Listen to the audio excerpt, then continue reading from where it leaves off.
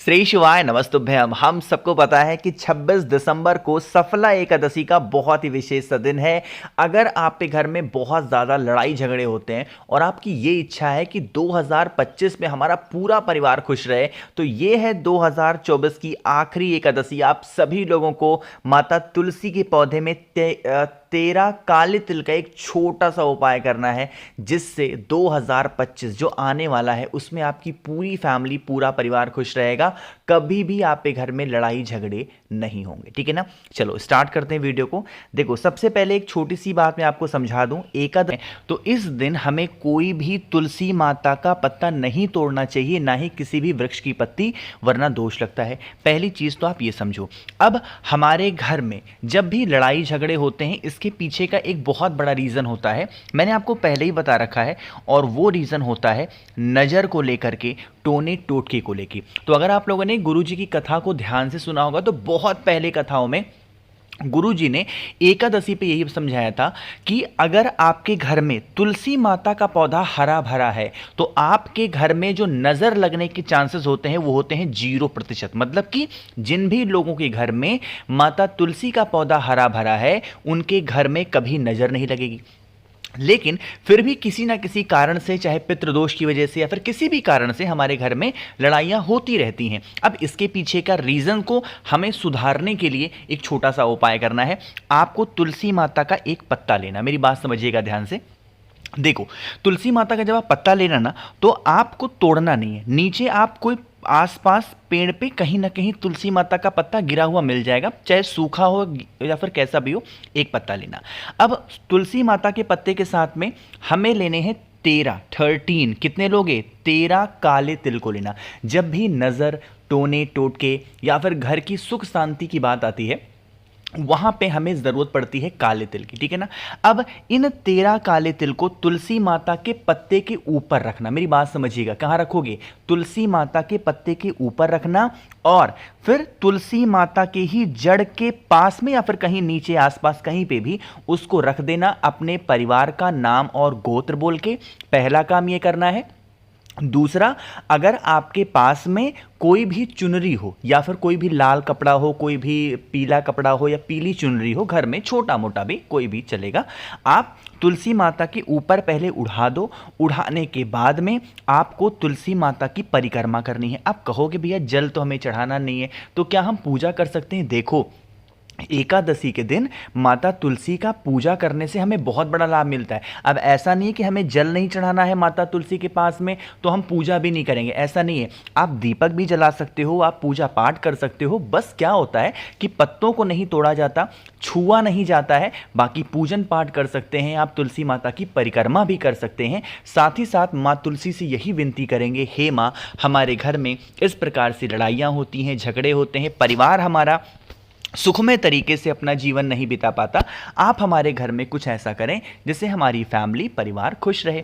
ऐसे आप प्रार्थना करना। मेरी बातें समझ में आई? चलो अब हम लोग आगे बढ़ते हैं इस वीडियो के अपने दूसरे उपाय की तरफ। अब चलो, घर की लड़ाई झगड़े की तो बातें हमने कर ली है। जब लड़ाई झगड़े की बातें खत्म होती हैं, तो दूसरा एक जो सबसे बड़ी प्रॉब्लम घर की आती है, वो होती है पैसों को लेके ना, कि घर में हमारे धन संपदा नहीं है, माँ लक्ष्मी का वास नहीं होता है। तो उसके लिए हम क्या करें? बहुत ईजी सा उपाय है, करने की कोशिश करिएगा।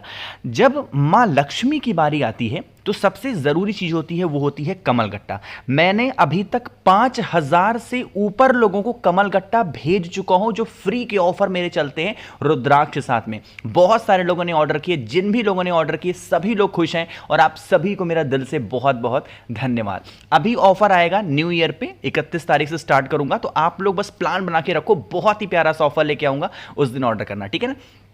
एक कमल गट्टा ना, पूरी माला नहीं लेनी है, सिर्फ एक कमल गट्टा लीजिएगा, और कमल गट्टे के साथ में आपको लेना है चावल के दाने। कहोगे भैया एकादशी है तो क्या चावल के दाने का इस्तेमाल कर सकते हैं? अरे, चावल का दाना या चावल खाया नहीं जाता है। बाकी आप कोई भी उपाय चावल से कर सकते हैं, इसका कोई दोष नहीं लगेगा। मेरी बातें समझ में आ रही है क्या? आप चावल के दाने से उपाय कर सकते हो, लेकिन आप चावल का दाना खा नहीं सकते हो एकादशी पे। समझ रहे हो? चलो, इतनी बातें आई क्या समझ में? एक कमलगट्टा और एक चावल का दाना लेना और इसको लेकर के एक तांबे के लोटे में जल भी भरिएगा, ठीक है ना। ध्यान रखिएगा, एकादशी का पर्व है, गुरुजी ने गंगा जल का बहुत बड़ा इस्तेमाल बताया है, तो जल के अंदर क्या डालोगे? गंगा जल डालेंगे। साथ ही साथ जो कमलगट्टा मैंने आपको बताया, उस कमलगट्टे को भी जल के अंदर डिप कर देना, ठीक। अब यहां एक छोटी सी बात बता दूं, जरूरी नहीं है कमलगट्टा आप नया लो। आपने जो अलमारी में बहुत सारे कमलगट्टे रखे थे ना दीपावली के, और अलग अलग उपाय करते रहते हो, कमलगट्टा तिजोरी में रखा है अलमारी में, वही कमलगट्टा उठा करके कलश के अंदर डाल दो और उपाय करना, ठीक है ना। डाल दिया। अब उस एक चावल के दाने को लेके महादेव के शिवलिंग के पास पहुंचना। एक नाम गुरुजी ने बताया था, अगर आपको याद हो तो, वो नाम होता है कुंदकेश्वर। जब हमारे घर में कोई ऐसी प्रॉब्लम आ जाए जिसका निवारण ना निकल रहा हो, तो चाहे वो बीमारी को लेकर के हो या पैसों के लिए, तो हमें एक नाम याद होना चाहिए महादेव का, और वो रूप है, ये नाम नहीं, महादेव का एक रूप है, कुंदुक रूप। कुंदुक रूप के बारे में गुरुजी ने बहुत बार बताया है कथाओं में। तो वही कुंदकेश्वर महादेव के नाम से अपने घर की जो भी धन संपदा की प्रॉब्लम है, भोले शंकर के शिवलिंग के ऊपर मात्र एक चावल का दाना चढ़ा करके और वही कमलगट्टे का जल अगर आप समर्पित करते हैं कुंदकेश्वर महादेव के नाम से, कभी भी घर में आपके पैसों की किल्लत नहीं होगी, कर्ज की समस्या नहीं होगी, की कृपा आपके ऊपर और घर के ऊपर हमेशा बनी रहेगी, ठीक है ना। तो यहाँ पे हम सभी लोगों ने दो उपाय की बात की, पहला लड़ाई झगड़े के लिए, दूसरा धन संपदा के लिए।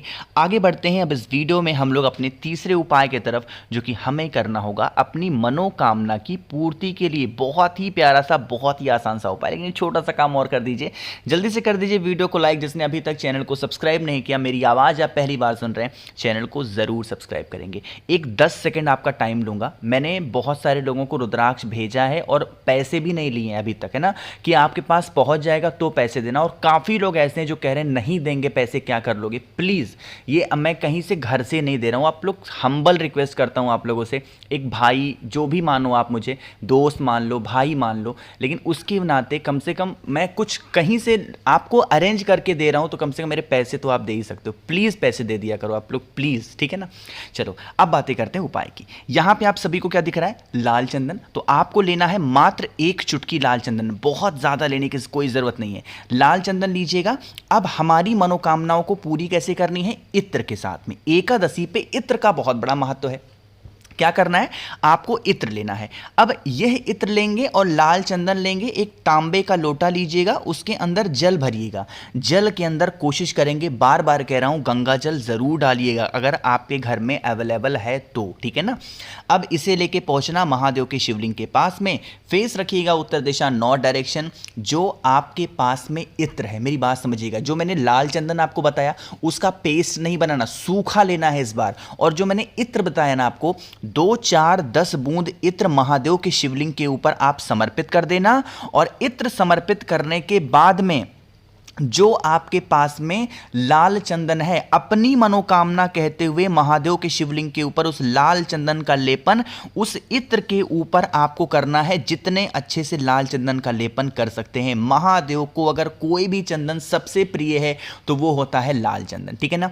समर्पित करना और फिर आप सभी को एक लोटा शुद्ध जल, वही काम करना है, तांबे के लोटे से श्री शिवाय नमस्तुभ्यम का जप करके चढ़ा देना। जब यह जल नीचे गिरेगा, अपनी कामना कहते हुए आपको यहां पर अपने हाथ को लगाना है। कौन सा हाथ? दाहिना हाथ। और 3 शब्द बोलने हैं। वो कौन से 3 शब्द हैं? गुरुजी ने बहुत बार बता रखा है। क्या बोलना है? स्वधा स्वधा स्वधा। 3 बार बोल दीजिएगा। जितने भी आपकी मनोकामनाएं होंगी वो सारी इच्छा आपकी पूरी जरूर हो जाएगी, ठीक है ना। आगे बढ़ते हैं इस वीडियो के हम लोग सबसे आखिरी और बहुत ही छोटे से उपाय की, जो कि हमारा आखिरी उपाय है। यह है, अगर आपको किसी भी प्रकार का दोष लगा है, चाहे वो ग्रह दोष लगा हो, चाहे किसी भी प्रकार का मंगल दोष है, शुक्र दोष है, शनि दोष है, तो आप इस गुरुवार की जो एकादशी पड़ी है, सफला एकादशी, इस उपाय को करेंगे। इसके लिए हमें ज़रूरत पड़ेगी इस तरीके से हरे मूंग की, जो हरा वाला मूंग आता है ना, वही लेना। हरे मूंग को लेना और फिर उसको लेकर के जितने भी हरे मूंग हैं एक छोटी सी कटोरी में, जैसे मैं यहाँ पे देखो रख रहा हूँ, आप भी ऐसे रख देना। और इसको पूरा का पूरा किससे भर दोगे? हल्का सा पानी डाल देना, ठीक है ना, ताकि पूरा क्या हो जाए? अच्छे से भर जाए। आधे घंटे तक छोड़ देना। आधे घंटे के बाद में इस कटोरी का पानी गिरा देना। मूंग को ऐसे रहने दो।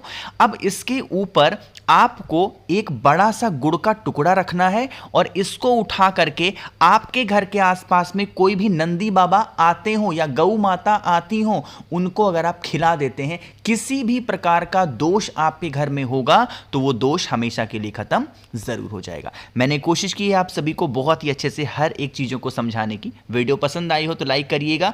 जितने भी मेरे भाई बहन आवाज आज मेरी पहली बार सुन रहे हैं, चैनल को जरूर सब्सक्राइब करेंगे। श्री शिवाय नमस्तुभ्यं।